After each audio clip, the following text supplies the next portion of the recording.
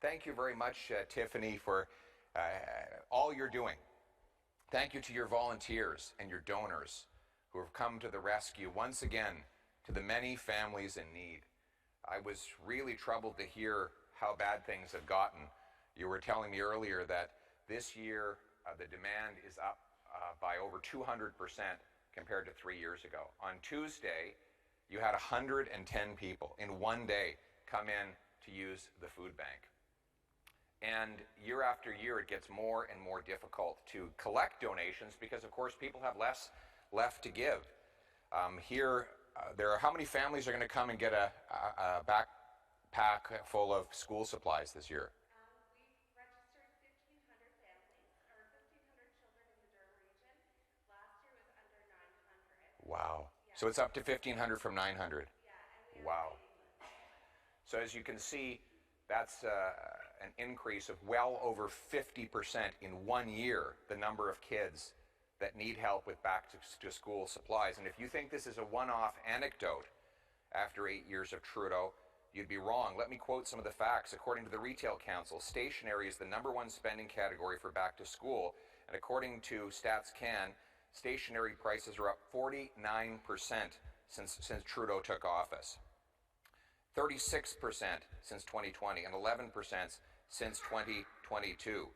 Prices for school textbooks and supplies were up 3% year over year. Reading material textbooks up 32% since Trudeau took office 8 years ago, and 11% over the last 3 years. Quoting from Stats Can, for parents providing after-school activities to their children, prices for other lessons, courses, and educational services such as music or martial arts were up 5.6% year over year. For students who rely on city bus and subway transportation, prices up 4.1% and 12% in Quebec.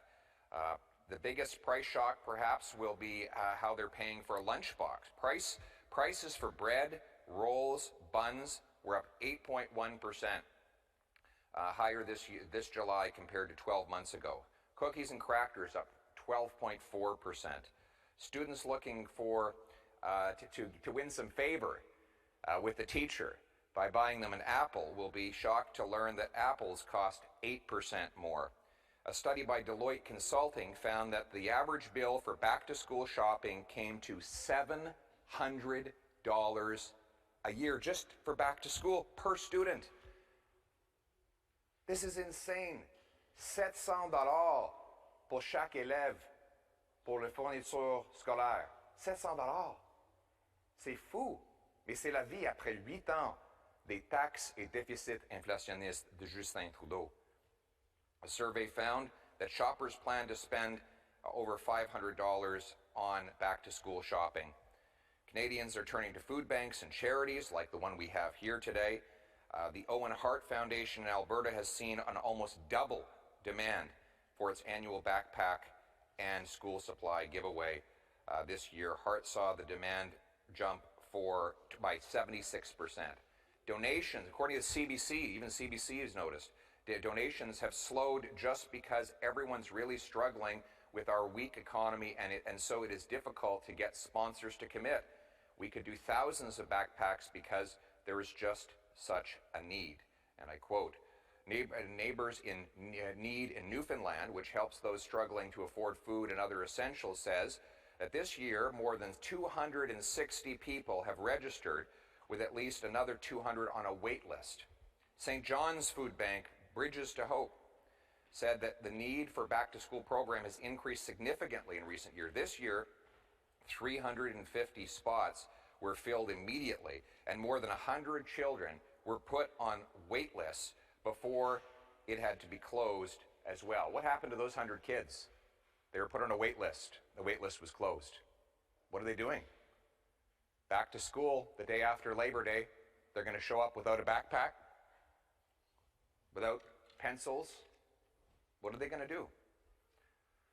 As inflation continues to pressure the cost of just about everything, Canadians across the country are preparing for back-to-school season by turning to second-hand options as a way to save money. That's a quote from CBC.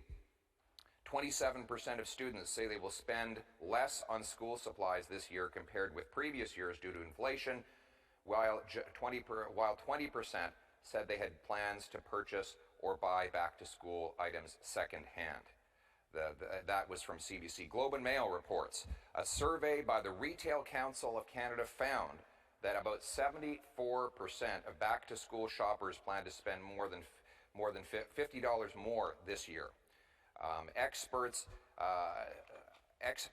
expect that more shoppers are going to look for savings because they have no other choice, reports the Globe and Mail. So this is life for our children after 8 years of Justin Trudeau. His decisions have had consequences. That money that he said was free, well, it's not free, it turns out. It all came with a cost. And so, as Parliament gets its back-to-school moment coming, I have a little donation to make to the Prime Minister. It is a calculator to help him calculate the cost he is imposing because of his inflationary deficits and carbon taxes. The more he spends, the more things cost. It is time that Justin Trudeau got a calculator and found out how to work it, because right now he's just not worth the cost. You know, the good news is that Canada was not like this before Justin Trudeau, and it won't be like this after he's gone. We're going to turn the hurt that he's caused into the hope Canadians need. A Poilievre government will axe the carbon tax, cap spending, and cut waste to eliminate inflationary deficits and bring down interest rates. We'll bring home more powerful paychecks with lower income taxes that reward hard work, and by removing gatekeepers so our brilliant immigrants can get jobs in their professions, working as doctors and nurses, serving our patients. We're going to bring homes you can afford by incentivizing the cities to speed up and lower the cost of building permits and free up land. We'll do this by requiring every big city permit 15% more building per year or lose federal grants, but those that beat that target will get a building bonus. We'll require every federally funded transit station be pre-permitted for high-density sky rises so that our seniors and students can live right next to the bus or train. We'll sell off 6,000 buildings and thousands of acres of federal land so that we can build homes. After 8 years of Trudeau, rent has doubled, mortgage payments have doubled, down payments have doubled. We're going to bring homes you can afford by building those homes. More homes, less bureaucracy. We're going to bring home safe streets with jail and not bail for repeat violent offenders, and by providing treatment and not more drugs to those afflicted by addiction. This is common sense.